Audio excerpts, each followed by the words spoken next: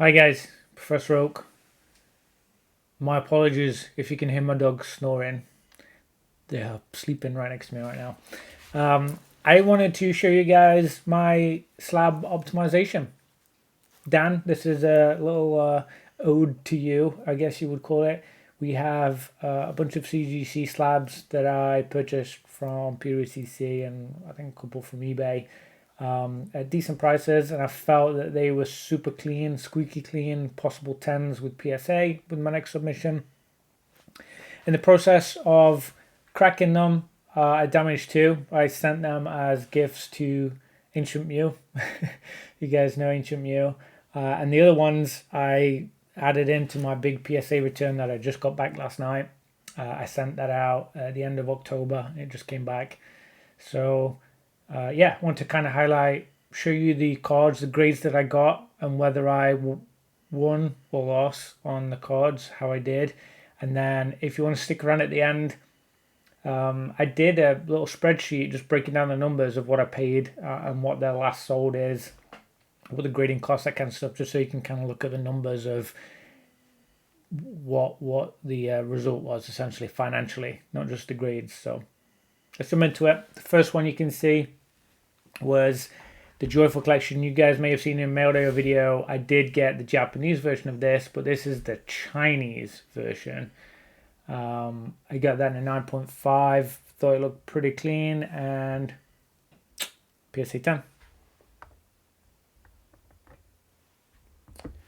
This video is going to be a good highlight of a way to save money, honestly. So we have the Japanese 25th anniversary, so essentially a Japanese version of the celebrations birthday Pikachu. Again, CGC 9.5, PSA 10. Best of XY Pikachu. CGC 9.5, I thought it was pretty strong, not a single 10 along. I thought this one was a bit of a risk. It had 9 on centering, 9.5 surface, 9.5 corners, and 9.5 edges. Possible 10. I thought it looked pretty good. I was going to take the jump, and 10. PSA 10. Vivid Voltage, nice easy one. You guys have seen these, there's a million of them out there. Thought it was pretty clean, squeaky clean, well centered, no real damage. 9.5 of CGC. PSA gave it 10. This was the fun one. This is the Breakthrough Reverse Pikachu. Super low pop. We'll jump into that in the spreadsheet. Pretty low pop, but I got this on like a random like handmade Japanese slab that I thought looked like a pretty strong 10. You know, it's Mark Gem 10. It's not a real company that did it, but it looked good, so figured I'd crack it, send it to PSA. Hit the 10. Pretty solid one. I was really excited about that. Sandstorm, you know, pretty old, 20 years old now. EX Sandstorm Pikachu, CGC 9.5, PSA 10.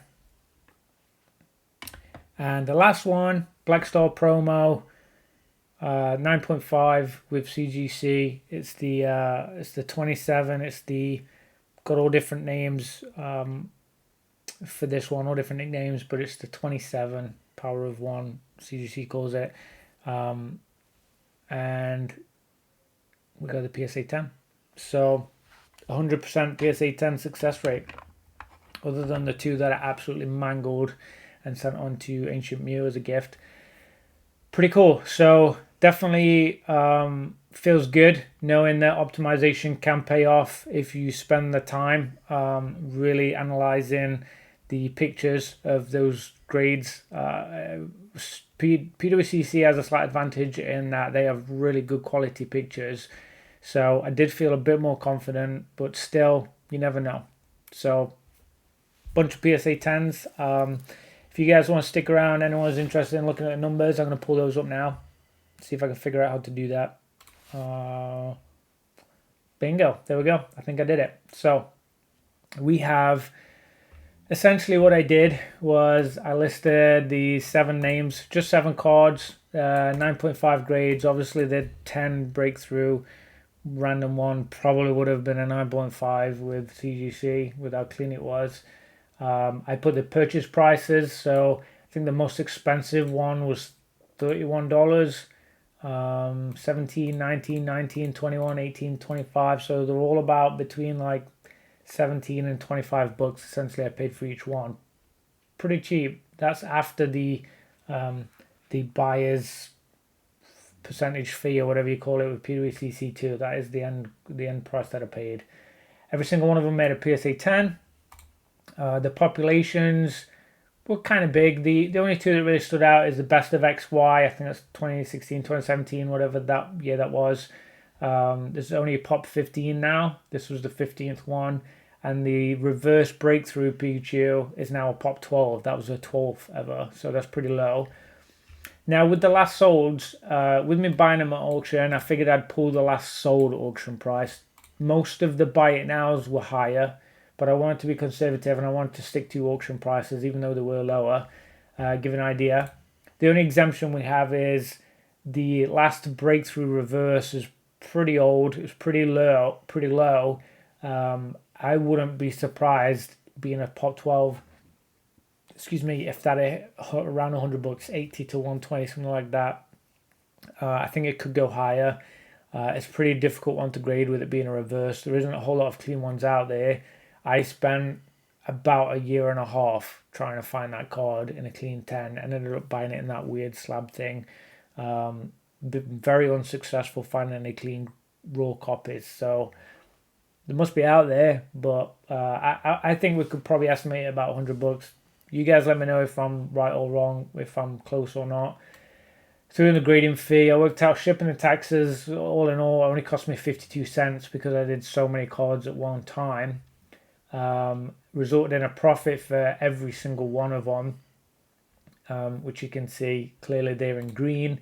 23 bucks profit on the Chinese Joyful Pikachu. The 25th anniversary Pikachu Japanese, I was surprised actually last auction sold was $190. I thought that was like a $60 card, but it's actually $200 for some reason. So that one was the biggest surprise for me. I made 31 bucks on Best of XY, 32 bucks on the VMAX, $63 on the Breakthrough, depending on pricing. 10 bucks on the Sandstorm and 5 bucks on the promo. Now I say made, I didn't make because I didn't sell. This is just kind of like the last eBay auction sold price. What I actually did, instead of making money, I actually saved money. You guys know I collect Pikachus. I saved $308, I'm estimating, from having to buy these as PSA 10s. So taking out a little extra time, a little bit extra effort, a little bit of extra work costs less money. So I would rather spend less money and put more time in to my collection, stuff that I'm not trying to make money from. Saving 300 bucks on just 7 cards, 7 slabs, feels pretty good. That feels like a pretty good ratio. That's averaging about $40 a card saved, I think. I worked it out at. So, yeah. Guys, let me know what you think. I just thought you'd find it interesting to see my slab optimization play. There's been a couple of people been talking about it lately. I want to kind of highlight what they come in at and the pricing that it came in at. There was one other one that was a CGC 9 and hit a PSA 9. It was a Japanese jungle Pikachu, but that wasn't part of this. I got that through a trade, like a weird trade thing I did with some raw cards, just trying to help a guy out, and I just threw it in to turn it into a PSA 9. I know it was probably a PSA 9, but I threw it into just get it in a slab. So I'm not really counting that one, but all the other ones were purposefully me trying to turn them into 10s. So 100% success rate, which is very cool. Let me know what you guys think in the comments. Yeah. All right. I'll see you guys later. Bye.